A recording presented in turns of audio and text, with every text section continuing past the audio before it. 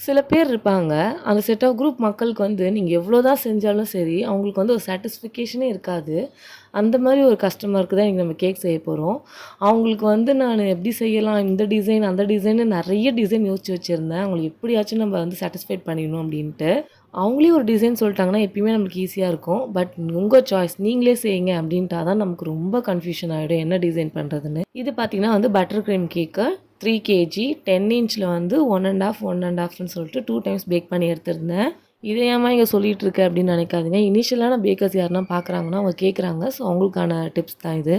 அப்புறம் போன வீடியோல நான் சொன்னதுனால நெறைய பேர் சப்ஸ்கிரைப் பண்ணியிருந்தீங்க. இப்ப பார்த்தீங்கன்னா, நம்ம வந்து கிட்டத்தட்ட 500 சப்ஸ்கிரைபர் வந்து ரீச் ஆயிட்டோம். ஒரு சப்ஸ்கிரைபர் நான் ஏற்கனவே சொன்ன மாரி தான். It's very precious for me. So ரொம்ப ஹாப்பி. Thank you. இன்னும் வந்து எனக்கு வந்து லவ் அண்ட் சப்போர்ட் குடுங்க.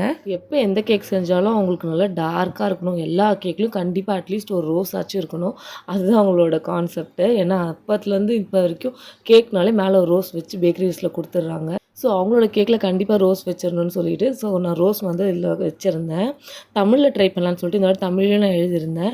பட் இந்த கேக் எல்லாத்தையும் பார்த்துட்டு லாஸ்ட்டா அவங்க சொன்ன கமெண்ட் என்னன்னா, "ஏன் மேல டிசைன் போடல? கீழ மட்டும் தான் டிசைன் போட்டிருக்க. எல்லா கேக்லயும் மேல போடுவல்ல?"